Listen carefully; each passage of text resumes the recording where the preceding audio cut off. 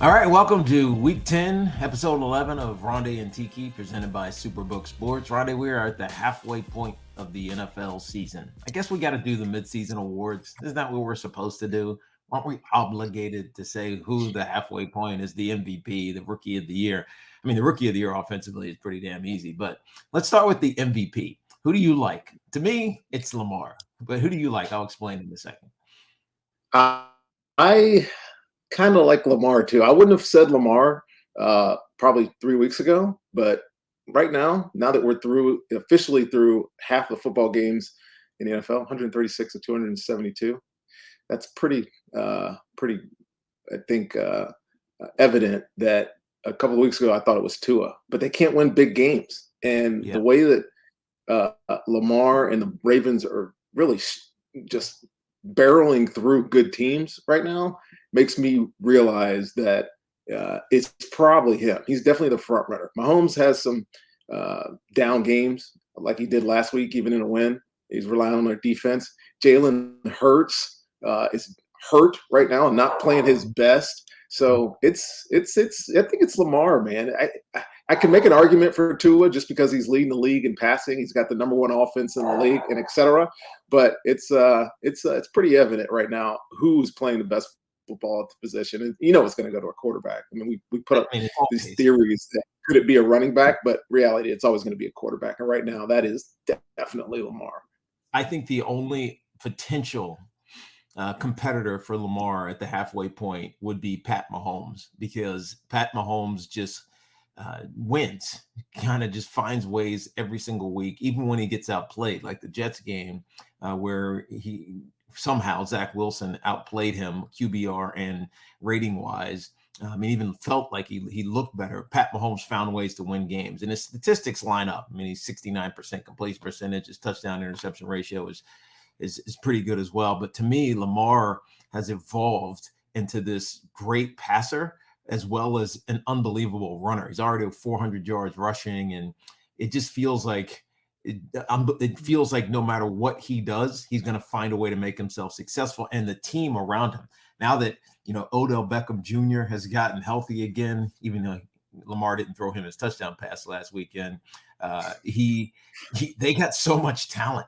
It's ridiculous. So the best team in the AFC is probably still the Kansas City Chiefs, but the Baltimore Ravens aren't far in their heels, and I believe that gives me Lamar at the halfway point. He's the MVP. What about Right. Offensive Rookie of the Year? Let's get that one out of the way. It's CJ Stroud. Rookie of the year? I mean, no conversation. Like, who else could it be? Yeah, who else could it be? I'm having a hard time thinking about any other drafted rookie because they're it's always going to be a quarterback, and none of them are even close to what CJ Stroud is. And the running backs, receivers, they're not in the conversation. Bijan might have been right. But I don't know. He doesn't get enough touches. It's not like he's going to, have 1,500 yards rushing and 600 yards receiving. It's they do it a little bit by committee down there. And he had that mysterious game where he didn't play any snaps in Tampa. So something's there, and I don't know what it is, but we could have stopped this conversation like after you said CJ Stroud, because there's nobody else.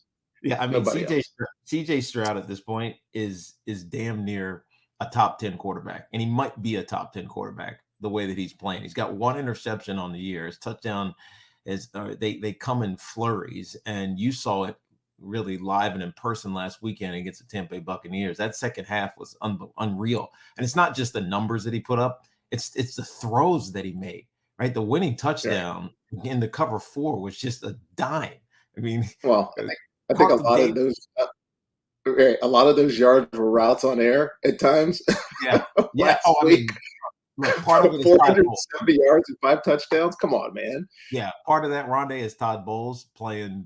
I don't know what the hell he was telling his guys to do, but he just concede and tackle maybe. But I'm just talking about the winning touchdown throw. It was high, it was away. Even if Carlton Davis, was ready for it, that's still a touchdown to Tank. So to me, it's CJ Stroud, and it's not even close. All right. Offensive Player of the Year, halfway point. I got one. You might agree with me, you might not. I think it's Tyreek Hill. Yeah. Wow. Tyreek, See, I'm in a toss up between Tyreek Hill and Christian McCaffrey, only because right. they depend so much on Christian McCaffrey in San Francisco, and if he has an off day, they don't win. So I guess Debo is part of that as well. You're probably right with Tyreek Hill with his total yardage, and I mean he's just a difference maker. Look at who Tua has become in Miami with Tyreek Hill over the last 2 years. Right, part of that is scheming, and you got to give Mike McDaniel a ton of credit, but so much of it is you get him the ball, he's going to make big things happen. And I saw it up close and personal with the New York Giants. You play cover 3, and he just runs by the safety or the corner, the deep third guy, and he does that seemingly once a week. I tell you what, it won't be Christian McCaffrey if San Francisco doesn't go back to running the football. They've gotten away from it the past couple of weeks. But it's the argument for Tyreek Hill. I mean, the only one that can really even balance that out would be A.J. Brown. They're both over 1,000 yards. They're 200 plus yards above whoever's in third. I think it's Stephon Diggs at wide receiver. And he's chasing Calvin Johnson's record that's clearly in sight. I mean, regardless of whether or not the Miami Dolphins can win big games, we know who's going to show up every single week. And to me, that's Tyreek Hill. So my vote is there. Defensive player of the year, halfway point. Now, this is a good one, Tiki, because it's obviously a rusher. It always goes to an edge rusher because they most impact games. Unless you're talking about Deron Bland, who has, 3 interceptions for a touchdown for Dallas, even though the guy for the Colts had 2 interceptions last week for a touchdown. But who is your pick for defensive player of the year? It can or cannot be a defensive end or edge rusher. Who do you think? To me, it's got to be Myles Garrett. He's got 9.5 sacks, right? He's just a half a sack off the lead, but like he's disruptive in ways, even when he doesn't get to the quarterback, because of what he allows everybody else on that Browns defense to do. And maybe this was and we'll get to this later with the young quarterbacks, but last week they gave up 58 yards. I mean, that's like high school stuff in the National Football League. It doesn't make it. I can't fathom it, right? Right. Yeah, I understand like the circumstances around it, but 58 yards and he's so dominant. I mean, you knew he always was because of his size and his explosiveness, but he's matured into this, I don't know, this do it right every time guy, and that you can't ignore it from me. Right. Plays the run well. Yep. On best player on a dominant defense, the most dominant defense in the league, even though I think Baltimore has the best statistical defense in the league. I think the only other person in this conversation, 2 people in this conversation, are TJ Watt, because their defense is also forcing them to win. He's also got 9.5 sacks. And every time I watch this other guy on primetime, another team's not good, but Max Crosby for Oakland is a difference maker, dude. He is just, looks different. He's built different. He plays different. But I tend to agree with you here, dude. Myles Garrett, he's definitely the start of that conversation. All right, Tiki, let's move on. We didn't do defensive rookie of the year. It kind of always gets over. Do you know any defensive rookies? Do you even know any defensive rookies? The only one I'll bring up is because I hear about it because they're so close, is Jalen Carter from the Philadelphia Eagles. I think he's the betting favorite right now. But there's nobody else kind of makes sense. Brian Branch, who is in Detroit as a safety, ended up starting the beginning of the year. But right now, the odd favorite is going to be Jalen Carter, and he's probably going to win it. Right. And by the way, I meant Las Vegas Raiders, not Oakland Raiders. It still gets me. Anyway, all right. Stories from Week 10, Teague. I mean, there's one that jumps out at you, and it obviously pushes itself over into this week. Kirk Cousins is hurt. Jaron Hall gets hurt in the first quarter of the game. And the Joshua Dobbs story in Minnesota, I think might be the biggest, feel good, amazing, didn't take any snaps at practice. Like, are you kidding me? Story I've seen in a long, long time.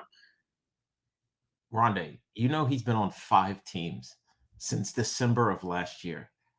Right. 5 3 this year. I know. Been on 5 teams since December of last year. And he beat the Cowboys earlier this year against when he was in Arizona.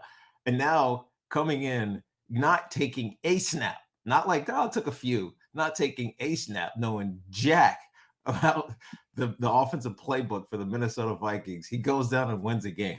Like, that dude is a gamer. Like, he's a baller.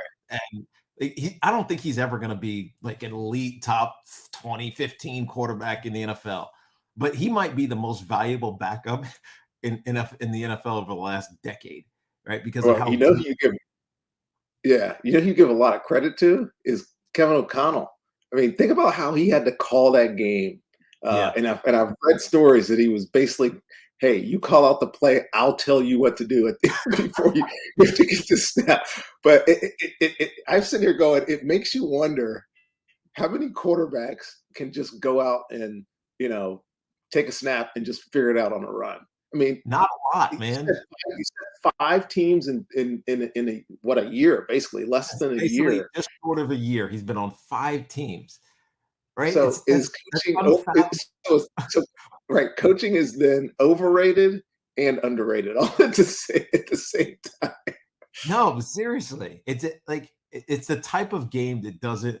I mean, the type of performance that doesn't make sense because Right, we always talk about how it's a quarterback-driven league, and it's the smart quarterbacks who figure it out. It's the ones who have seen it all. It's the ones that can be at the line of scrimmage like Peyton Manning and manipulate a defense. He didn't do any of that. He's basically playing, when you think about it, backyard football. And because he doesn't know what he's supposed to do, he doesn't know how the play is specifically designed. And you're right, you call out Kevin O'Connell for his play calling and really just on the fly winning a football game with a guy who had been there for 3 days, maybe 4 days. And they have an interesting matchup because they're playing the New Orleans Saints at home this weekend, and New Orleans is starting to get better. Derek Carr is starting to figure out, guess what? I have a ton of weapons here, right? right. If I use them effectively and don't try to be a hero, even though they're young, this is an interesting matchup. I would lean towards the Saints laying 2.5 on the road simply because the Josh Dobbs, I don't know, I don't always call it Cinderella, but just storybook win, and it can't be sustainable. And I can't Right. believe that he's going to be able to, I don't know, pull a rabbit out of the hat again. So I would say New Orleans, who's starting to play really good offensively and has been really good defensively all season long, has the edge in that matchup. Yeah, plus 2.5 at home, another home dog. We've been talking about that all year, right? It's like every week we have a home dog to talk about, and I think this is the one. If you're in the betting realm, that you're most looking at, dude. Minnesota with really three quarterbacks in the last couple of weeks has won 4 games in a row. They're only one win behind Detroit in the NFC North, and I think we all thought that this was a runaway for Detroit, but Minnesota keeps finding ways, man. Yeah. They got the number one pass rusher. Danielle Hunter's got the most sacks in the league. I wouldn't say their defense is overly dominant, but they're playing good. They're playing good football. And Josh Dobbs, man, I mean, I know a lot of that was like running around. How about the way he started the game? Came in, got sacked, fumbled, safety, and then win. Like, improbable is not the word. Speaking of improbable, Tiki, first Mm-hmm. fired coach domino fell last week. So goodbye, Josh Shocked? McDaniels. Are As you if we didn't see that one coming, right? Dude, I saw that coming when Antonio Pierce comes in, your ex teammate comes in and wins against pretty miserable Giants team right now. But I don't have to talk what do about you them. right? What do you think about the Raiders? By the Well, way, they're go ahead.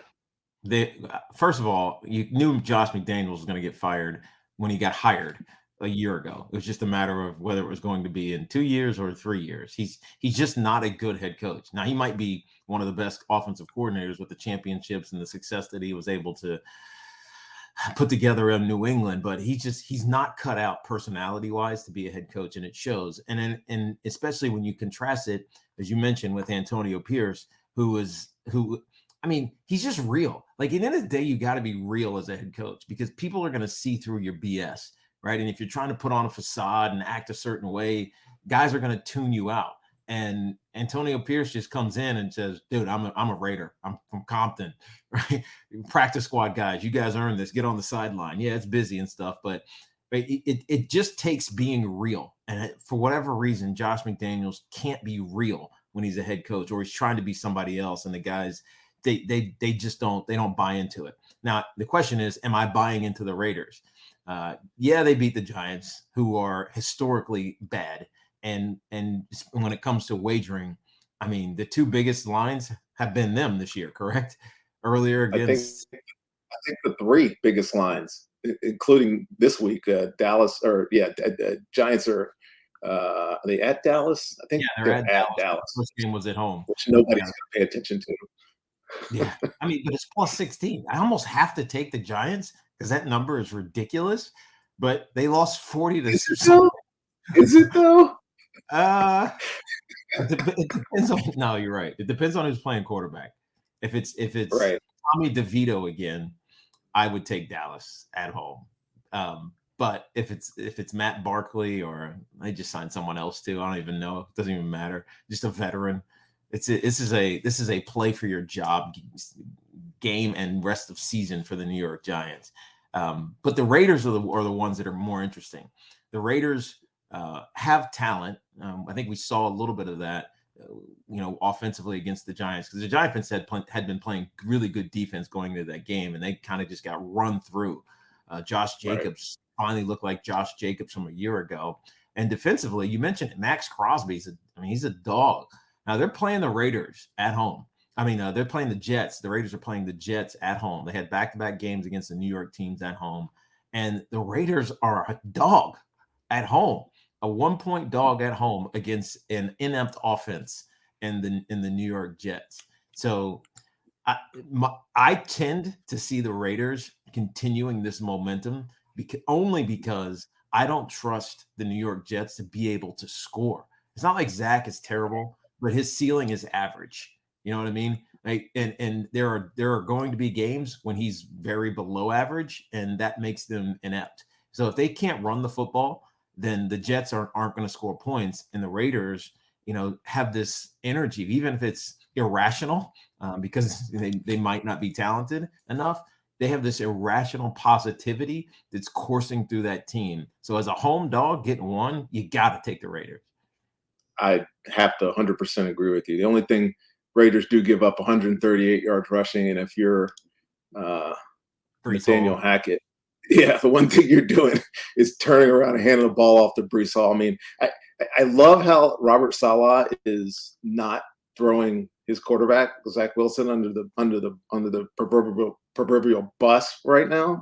But the reality is, when you put it in his hands and tell him to go make a play or win a game, there's no chance. The only way the Jets make the rest of this season fathomable for even playoff consideration or positive season is if you slow down the games, turn around, hand the ball off, tell Zach Wilson, do not lose a game for us, which means don't sit in the pocket and get hit fumbles, and don't make as many errant throws as he seems to make. And this one being a +1 for the Raiders, I'm scratching my head. But that being said, the Raiders were also abysmal weeks prior to this. So I don't know if you can really trust the 1 week springboard of firing a coach, getting new energy, new ideas, or whatever. And they're also playing a rookie quarterback. So that's just that's he's not bad. Honestly, if you want to, it's Jets defense. I'm going to go destroy this guy. So I kind of understand.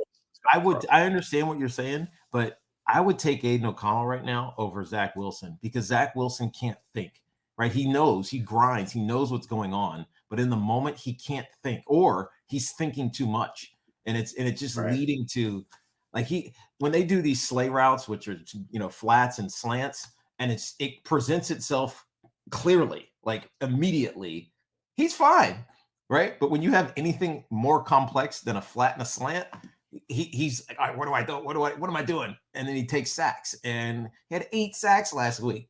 8. Yeah, right. I know the Chargers are good, and they got 2 good edge rushers with Khalil Mack and Bosa, but 8 sacks, dude, it made no sense. And 2 of those sacks were led directly to points. This game, honestly, was 6-6 offense production.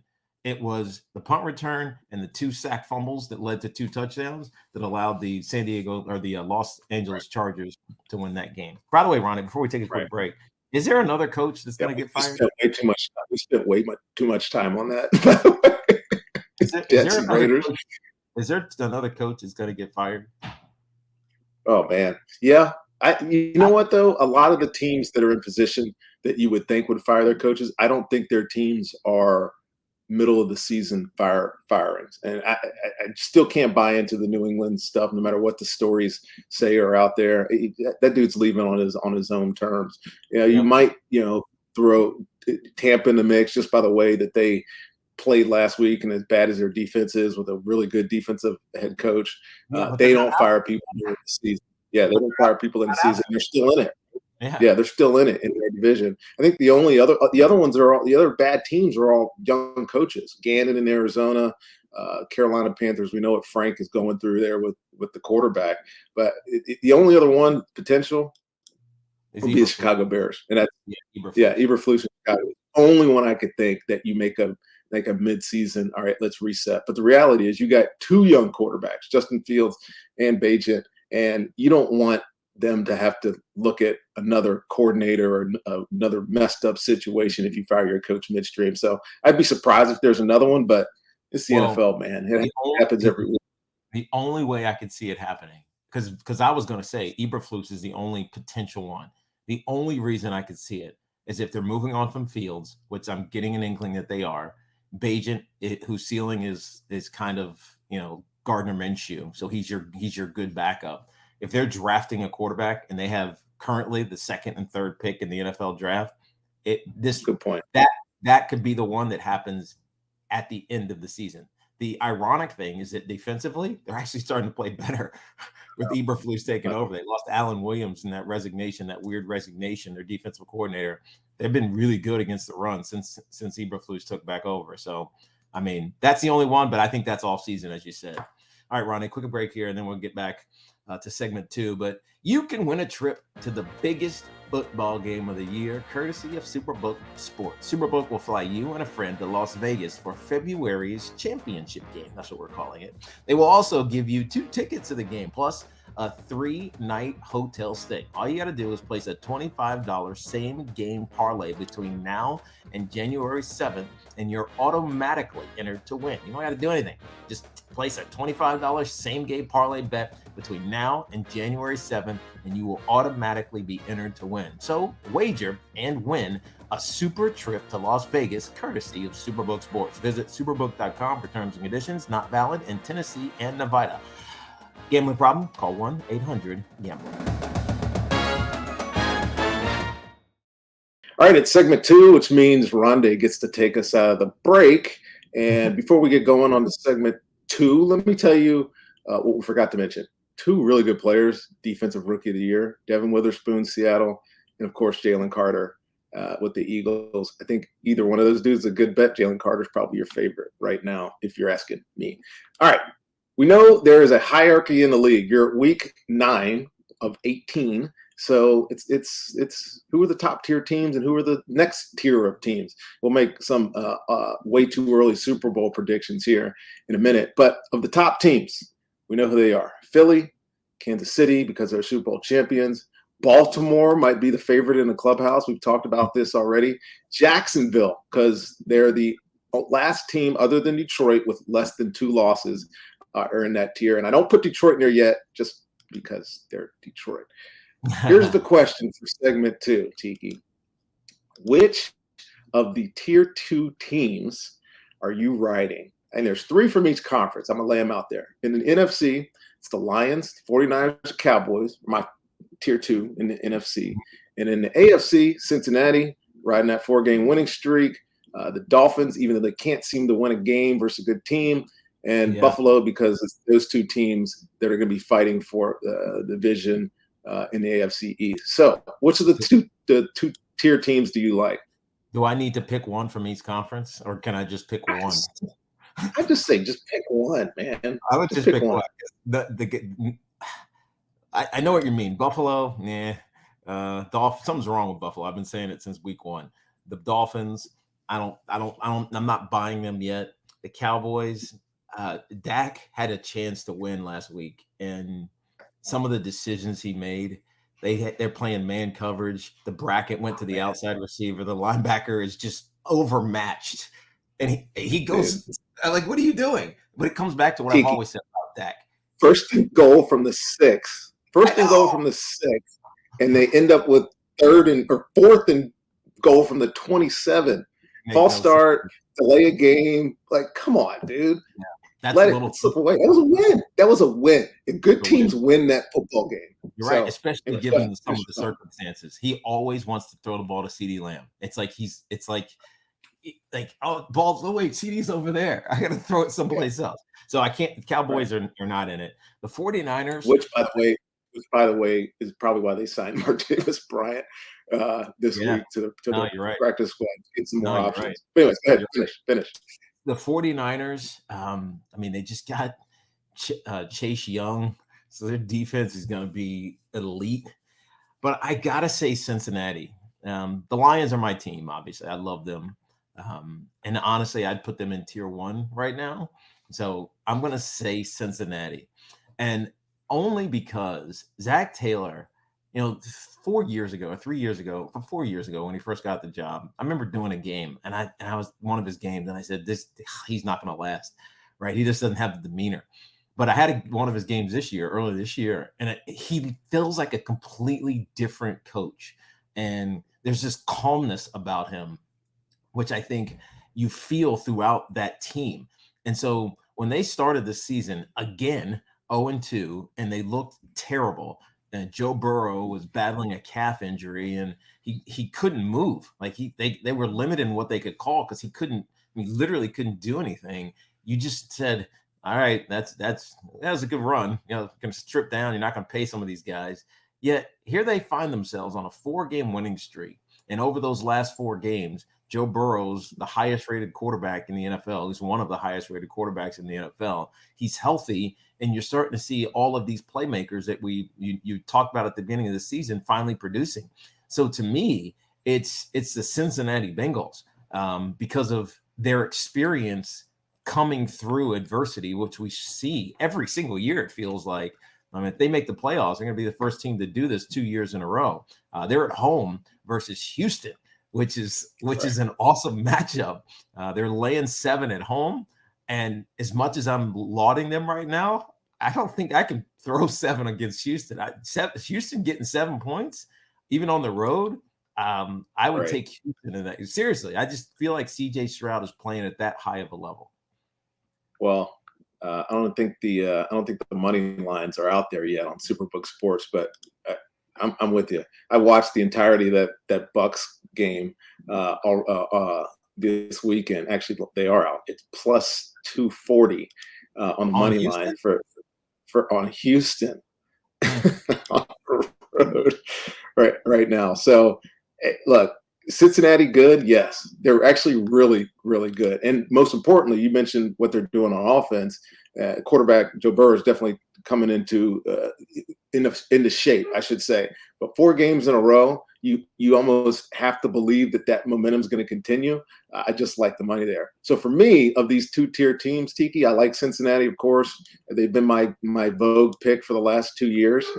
I don't know why I've fallen off of them so much this year, probably because of that 1-3 start. But I'm going to say the real Slim Shady is Detroit. They've lost 2 games, right? Both of them to the best teams on their schedule. They lost to Seattle, they lost to Baltimore. I mean, obviously this week, if you care about the line, they're 8.5 at home versus Chicago. That's the Thursday night game. Which no, I'm sorry, that's the who do they play this week? Who does Detroit play this week? Los Angeles Chargers. They're 2.5. I'm sorry. On the road at the Chargers. I think it's another one of their good tests. I don't believe in the Chargers that much because their offense is struggling right now and their defense can be very, very vulnerable. But I think this is the game where they have to show up. And if they do, that's the team that I'm going to ride into the next half of the season. Yeah, I like Detroit. I like Jahmyr Gibbs, and when their run game, when Dave Montgomery gets back and he's healthy, Jared Goff has been playing good football as well. Plus they're coached. They're coached so fantastically. We have this debate about we didn't do the coach of the year. It's either D'Amico Ryans or Dan Campbell, right? Because the coach of the year always goes to that coach who greatly exceeds expectation. Now, we should have had a higher expectation for Detroit simply because how they finished last year. I think winning 6 of 8 or whatever it was. Just keep winning. It just carried over. But I think Dan Campbell is a real chance to be coach of the year this year, so we wouldn't be surprised. Which brings us to the second part of this question, Rondé. The halfway point, way too early Super Bowl prediction. As crazy as it sounds, and I hate doing it, it's never happened. I kind of see a repeat. I see a repeat of Kansas City and Philly. It's just when I think about two teams that they really haven't found their full stride yet, right? They haven't played that perfect game yet.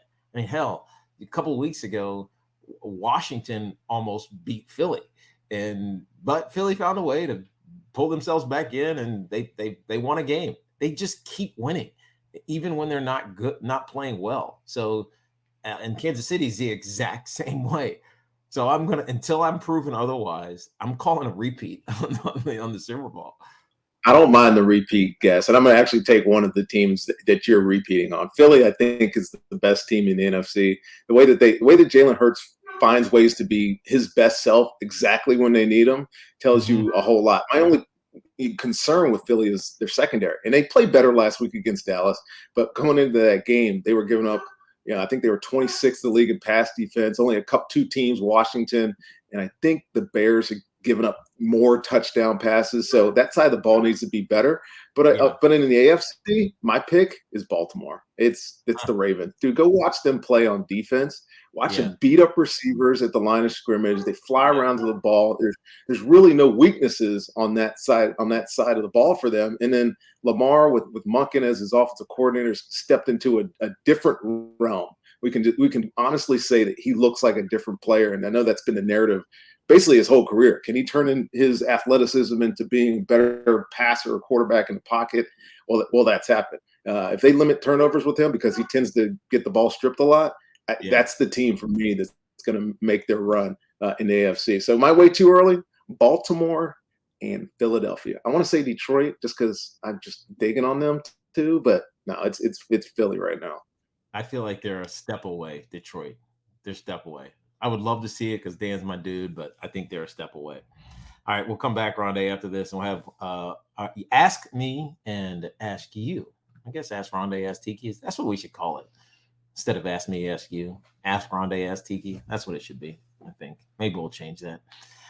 Refer a friend and earn a $50 bonus this season with SuperBook Sports. SuperBook is the most trusted name in sports wagering, and you don't want to miss their Refer a Friend bonus. All you need to do is click on the Refer a Friend link under your profile in SuperBook's app and share the promo code with your friends, and you'll get a $50 bonus for every single one of those friends that sign-ups and registers using your code. So win money wagering and then win some more money referring this season with SuperBook Sports. Visit superbook.com for terms and conditions. Gambling problem? Call 1-800-GAMBLER. Segment 3 of Rondé and Tiki, presented by SuperBook Sports. Ask you, ask me. Ask Rondé, ask Tiki. That's what we're calling it. We can use you both. Ask me, ask you. Ask you, ask me. Ask Rondé, ask Tiki. It's like a Dr. Seuss book. Rondé, after loss versus good teams, who do you trust to win the AFC East, right? Because Miami lost a big one overseas. Good team. The Buffalo Bills, they've been kind of shaky a lot of the season, lost a good one as well against a good team against Cincinnati. Who's winning the AFC East? Who do you trust most? Well, we can say for certain that it's not going to be New England. They just don't have enough. The Jets, even though they have a great defense, are like minus 24 in point differential. They just don't score enough. So it's basically going to come down to Miami or Buffalo. And they both lost games against good teams this past week. So there is a concern with both of these teams. Miami is that team that can beat you up against versus bad opponents. They just take the top off of your offense. Once they get rolling, they're rolling. But they're front runners, right? I think they're the ultimate front runner in the AFC, maybe in the NFL this year. Even though Tua's playing his best ball, I sometimes find it hard to believe that they can chase down big games. And if they get in a big game late in the year and teams are figuring them out, they've got a great game plan for how to stop the run game and all that play action that they do, they're beatable. And the same can really be said about Buffalo. Buffalo is, I don't know that they're a lot for even a playoff spot because they're so up and down. I know they've had some injuries on defense. We talked about that ad nauseum, it seems like. But it's the offense that's not producing. They did not produce last week against Cincinnati, who was on a roll. So if you're asking, it's like you got to backdoor them. Which you don't like either one of them a lot, but you got to pick one. I'm going to say Miami just because their ability to roll up points. And I know they got smashed against Buffalo in head-to-head earlier this year. But Miami is a team that I think offensively can do more than what Buffalo is. They need a number 2 receiver, like in the worst way, Buffalo. It's Stephon Diggs or Kincaid, the tight end, and really nothing else. And unless Josh Allen's playing Superman, like we've seen him do, they're not going to win football games. Good. So I'm going Miami. It's a good one. If the Jets ever found a quarterback or if Zach Wilson started playing above average, they would have a shot, but they just can't score points. Yeah. With that defense, for sure they would. For sure they would. All right, ask me. Tiki, this has been one heck of a year for quarterbacks. So many of them are hurt. Nine rookie quarterbacks have played in the NFL this year. And I know it's not your area of expertise, but you are an offensive player and you follow the game. So is it good that all these young players are playing? And you got one of these guys this week because you're doing the Tennessee Titans at Tampa Bay Buccaneers game. Talk about the rookie quarterbacks playing the NFL. Yeah, well, I've got 2 of them actually because we have the Titans with Will Levis and Mike Vrabel just said he's going to be the starter for the rest of the season. So last 2, really 3 years, Rondé, we've seen the guys we know at quarterback start to retire.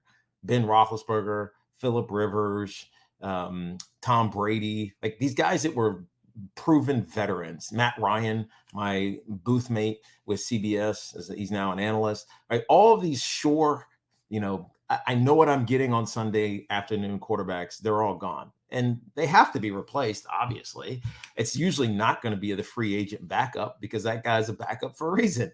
And so the only way to change it is to play young players. There have been 9 quarterbacks that are rookies that have played this year. Aiden O'Connell for the Raiders, that was last week.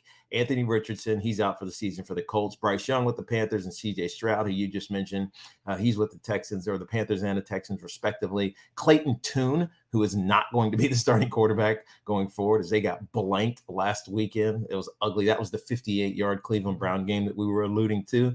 Dorian Thompson-Robinson, he's not going to play for the Browns, but he did start a game. Jaron Hall for the Vikings, he's not because Joshua Dobbs is there. Tyson Bagent, who I called last week for the Bears, and Will Levis. And there's likely to be another one if Tommy DeVito starts for the Giants this week, even though I don't think that that's happening, as Matt Barkley was just activated to their active roster. So Matt likely is going to start this coming week. But you asked if it's good for the league. I'm saying no, because it makes good teams not have a chance to win. And it's frustrating from a wagering standpoint because these kids can be great in one moment and then horrendous in the next. And so there's no continuity, and it's frustrating, right? It's frustrating if it's not your team and you have a vested interest in watching them. You start seeing rookie quarterbacks do dumb things, you turn it off, right? It becomes unwatchable football. And so I know that it had to happen at some point. We were going to come to this inflection point at some juncture with all the old guys retiring, as I was talking about. But I don't think it's good for the league because it makes the game insufferable sometimes, right? There's some of these football games, you know what I'm talking about. You just can't watch. Well, NFL scoring is all-time low, right? There's a reason why. I think it's because there's so many young signal callers, also so many young coordinators in the league calling plays for young signal callers. There is a better product out there in the NFL. It's a ways away. These young guys have to grow up, and they're definitely not grown up now. All right, games of the week, Tiki. I'm going to start with you because You have the one we've assigned you for this week. I think is probably one of the best games of the week. I think it So is. Tiki's game to call: San Francisco at Jacksonville is again another home dog. Jacksonville Jaguars, home dog. Give me your thoughts. So I love Jacksonville this year. I love their quarterback and Trevor Lawrence. I love the talent around this team, in particular Travis Etienne, who they thought was going to be like this pass catching primary, Marshall Faulk type running back. Instead, he's actually a really damn good runner as well, which we should have known because that's how he was when he was at Clemson, going against the San Francisco 49ers D, which we all know this is a cliche, even if it's a stupid one, but defense travels, right? And the San Francisco 49ers just added Chase Young. They have one of the top defenses in football as it is. And Christian McCaffrey and Debo should be healthy. And we all know Brock Purdy is one of the highest rated quarterbacks, despite having a couple of rough outings the last couple of weeks. But with that said, I can't discount what Doug Peterson has brought to Jacksonville, both from a stability standpoint, from a competency standpoint, because they have talent on that roster. I mean, I talked about the offensive guys on that team, but the defense also has some really good players, including Josh Allen, not the quarterback, Josh Allen, who gets after people. So I like the Jacksonville Jaguars here as a home dog, 3-point home dog at plus 140 in this game against San Francisco. There used to be a point where even when the Jacksonville Jaguars played well, you didn't believe them, but I think that's expired. And it expires when you get a competent and a good head coach. And I think right now, Jacksonville Jaguars are one of those still flying under the radar, really good teams that people just aren't talking enough about, talent offensively and defensively. All right, your game, Rondé. This is, I mean, you talk about the defensive game of the decade potentially, because both of these teams got great defenses right now in the NFL. The Cleveland Browns are at Baltimore. This is not a home dog situation because Baltimore is laying almost a touchdown, -6 at home to the Cleveland Browns. What are your thoughts? Well, Tiki, this is, I think, my game of the week. I don't think it'll be considered the game of the week, but it's an AFC North matchup, which makes it obviously much more interesting. These rivalry games are the best, right? Deshaun Watson came back. They won two out of 3 games with PJ Walker at quarterback, and that's largely because of their defense. The best defense, I think, actually playing, not statistic-wise, the best defense in the NFL because of the way they play up front. Now, there's only one team that spent more money this offseason to get into the position to go to a Super Bowl than the Cleveland Browns, and that was the Baltimore Ravens. So I think that's why this game for me is so exciting. The way that Lamar and this offense is functioning, they outgained Seattle 515 to 151 yards last week. Wow. Seattle was a good team, the team that we're trying to talk more and more about, that just got eviscerated by a team that is flying high right now, right? They've won 4 games in a row. They're at home. They've only allowed 9 touchdowns on defense, and they've scored 27. Like, I don't care how good the Cleveland Browns are, how good they're playing. Deshaun Watson had a good game last week. He really did have a good game in his comeback. And he's still hurt. He still has that issue with his shoulder, which makes me believe that him trying to chase this game, which Baltimore's obviously going to score points, they're scoring points, him trying to chase this game with a bad shoulder and an offense that at times has been a little bit on a roller coaster, -6 looks pretty good for me for Baltimore. I think there'll be a lot of bets on this. However, if you're chasing a money line in this game, it's +240 for Cleveland on the road, and that has to look attractive to some people because they have been playing well, and they do have a defense. If there's a defense that can stop Baltimore, it's probably this one. But I'm still sticking with the Ravens. They're just playing too good right now. Yeah, I would agree with you. By the way, there is not a good chance, because I think it's a below 10% chance. But as we sit right now at the halfway point, all 4 of the AFC North teams, all 4 of them would make the playoffs, which is just nuts. And the Jets had a chance to sneak their way into it, but they couldn't find a way to beat the LA Chargers. So right now, every team in that division is at least 2 games over 500, which is nuts. I mean, just talk about the black and blue division. Yeah, that's unbelievable. 7-2, and then Pittsburgh, Cleveland, Cincinnati, all 5-3. Pittsburgh just keeps finding ways to win football games. You can really say the same thing about Cleveland, and Cincinnati's probably the hottest team in the league after that 1-3 start. That whole coach of the year conversation, it's Mike Tomlin, because they have no business winning some of these games. They've been outgained in every single game, and they still win. Right. They still win.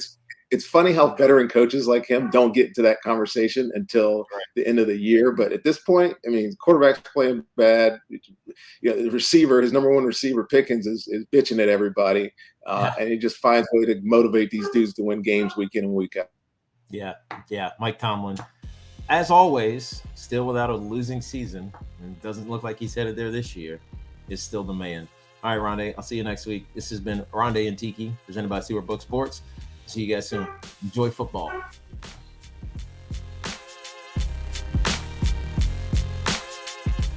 The Ronde and Tiki podcast is produced by SuperBook Sports. Gambling problem?